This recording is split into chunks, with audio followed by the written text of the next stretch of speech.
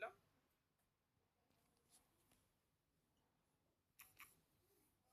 እኔ ጋር አይደላችሁም።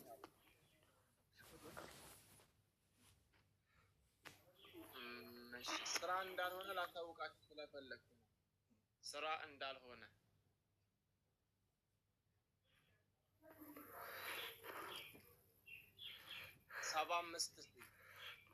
75,000 አያችሁ 75,000 አንድ ሴት ልጅ በወር ትሰራለች።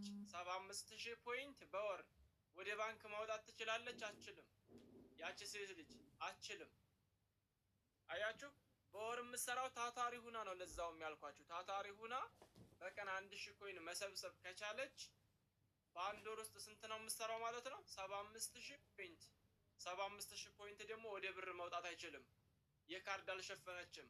የወርሃዊ ዋይፋዋን መክፈል አትችልም። እሺ ይሄ የሴቷ ነው። የወንዱን ስትሰሙ ደግሞ ትገረማላችሁ። የወንዱን ስትሰሙ ደግሞ ትደነግጣላችሁ። መገረምን ብቻ አይደለም። አንድ ወንድ ልጅ ታስክ ብቻ እየሰራ ከዚህ ፕላትፎርም ላይ ገንዘብ እንዴት እንደማያገኝ ደግሞ ልንገራችሁ። እሺ ወንድ ልጅ ከነዚህ ጋር ለምሳሌ በቀን ደግሞ የወንድ ልጅ ደግሞ በጣም ነው የሚያስቀው የሚያገኘው ወንድ ልጅ ኮይን ከነዚህ ጋር ከዚች ጋር ኮይን ያገኛል፣ ከዚች ጋር ኮይን ያገኛል። ፓርቲ ላይ ተቀምጦ ሁለቱም ኮይን ቢያንስ ስንት ይሰበስባል ወንድ ልጅ? ከ1,000 በላይ አሁን ትሰበስባላችሁ ጀማሪዎች። ከ1,000 ኮይን በላይ ይሰበስብ ማንኛውም ሰው ከ1,000 ኮይን በላይ ይሰበስብ። ኦኬ እሺ 1,000 ሲባዛ በ30 በኮይኑ እንምታው። 1,000 ሲባዛ በ30 ስንት ነው የሚሆነው? 30,000 በወር አይደለ?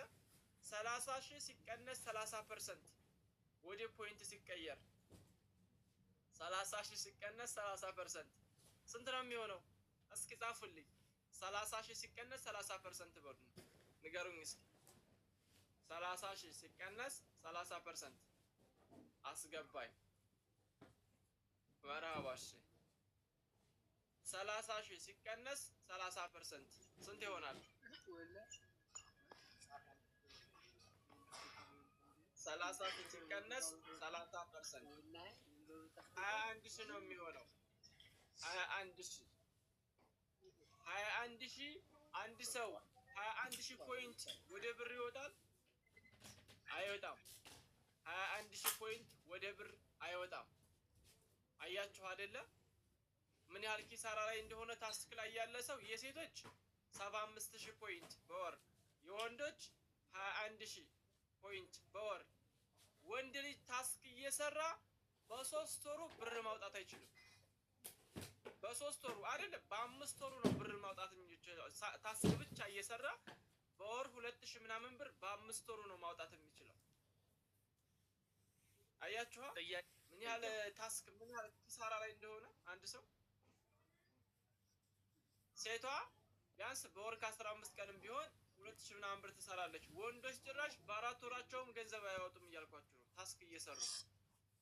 ስለዚህ ታስክ ስራ አይደለም የምንላችሁ በምክንያት ነው። ዝም ብለን አይደለም ጋይስ። ታስክ ስራ አይደለም የምንለው፣ ወደ ዋና ስራ ግቡ የምንላችሁ እንደ አይነት ኪሳራ ስላለው ነው። አብዛኛው ሰው ግን ምንድነው ሂሳብ አይሰራም። ሂሳብ መስራ ላይ ባዶ ዜሮ ነው። አንድ ሰው ሂሳብ የሚማረው እኮ በሚሰራው ስራ እኮ ኳልኩሌት እንዳደርግ እኮ ነው።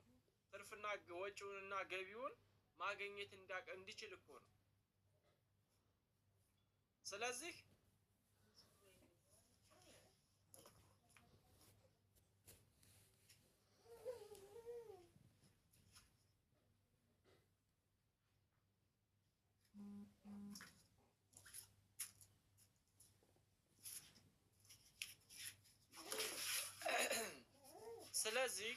ታስክ የሚሰራ ሰው ወላሂ ነው የምላችሁ፣ ብታምኑም ባታምኑም ኪሳራ ላይ ናችሁ። ዝም ብላችሁ ኢንተርኔት እና ጊዜህን እያጠፋህ ነው። ሌላም ምንም ጥቅም እያገኘህ አይደለም። ከስራው ብትወጣ ይሻልሃል ነው። ምንም ጥቅም የለህም። ይህን ያህል ገንዘብ ሰራው ሲሉ ከመናደድ ወጥረሽ መስራት ያስፈልጋል ነው። ታስክ ላይ ዝም ብላችሁ ጊዜያችሁን እንትን ሰጥታችሁ 5 ሰጠኝ 40 ሰጠኝ የምትሉ ሰዎች ስራ እየሰራችሁ አይደለም። 80 ሰጠሽ 40 ሰጠሽ ምንም ላይ ያንቺ ህይወት አይቀየርም ነው። ታብታብ አድርጉ ደግሞ እና ስለዚህ እንደዚህ አድርጋችሁ ውጥር ብላችሁ የምትሰሩበት ስራ እንዳልሆነ አስረግጬ ነው የምነግራችሁ። ሂሳቡን እየሰራሁኝ ማለት ነው።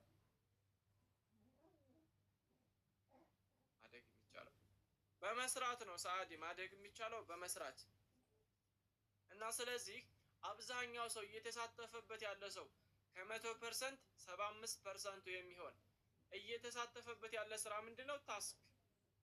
ለምንድን ሰው ስራ ስለማይወድ ማለት ነው። ሌላ እኮ አይደለም። የሚያድጉበት መንገድ እኮ አብዛኛው ሰው ጠፍቶት አይደለም፣ ስራ ግን አይወድም ነው። ስራ አንወድም። ነጭ ነጯን ስንነጋገር ኢትዮጵያውያን አብዛኞቻችን ስራ አንወድም።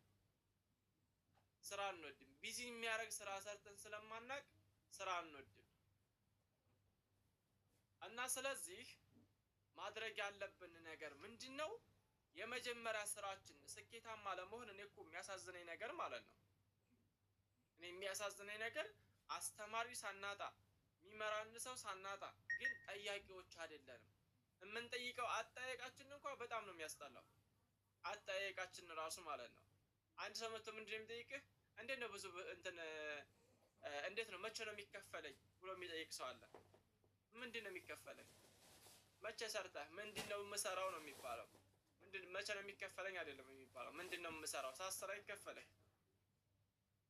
ስለዚህ እንዴት ነው ማደግ የምችለው? ለዚህ ፕላትፎርም የምሰጠው ነገር ምንድነው ማለት አለብህ።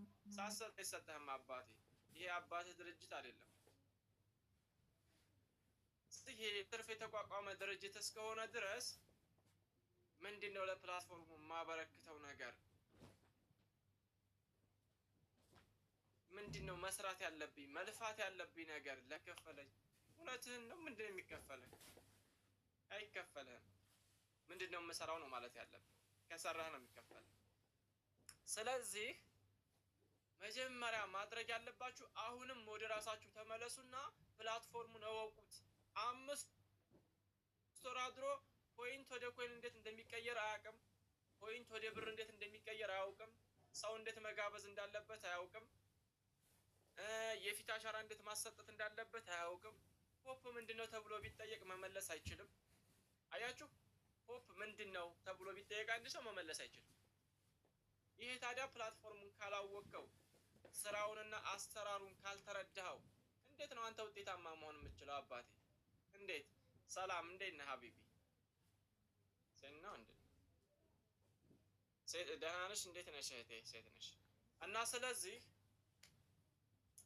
አንተ ስራውና አሰራሩ ተምታትቶብህ እንዴት ማደግ ትችላለህ?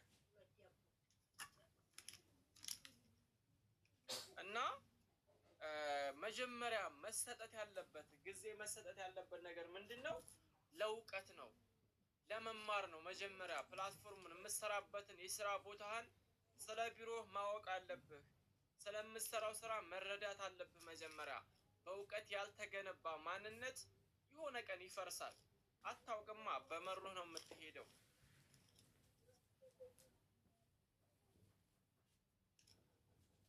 ስለዚህ መጀመሪያ እራሳችንን እንፈትሽ። አብዛኞቻችን ወላሂ ነው የምላችሁ፣ እኔ ብዙ ስለምታዘብ ማለት ነው። አብዛኞቻችን ስራውን አምነንበት አይደለም አብዛኞቻችን እየሰራን ያለ ነው። ገና በመወዛገብ ላይ ነን። ገና በመወዛገብ ላይ ስራው ይሄ ፕላትፎርም ግን እውነት ይከፍላል? እውነት አይከፍልም? እስኪ ትንሽ ሌው ማለት እንዴት ነው? እውነት ይሄን ያህል ገንዘብ እናገኛለን የሚሉት ናቸው ነው ወይስ ዝም ብለው እያታለሉን ነው እያለ የሚያስተዋለ እናንተ መሀል አሁን ሞልቷ እንደዚህ ይሄ አይነት ስሜት ያለበት እንደዚህ ሆነማ መቼም አትለወጥም። መጀመሪያ እስኪ እወቀው ስለምትሰራው ስራ። ፖፕ ምንድነው ከተባልክ ፖፕ ማለት ይሄ 75000 ፖይንት ታገኛለች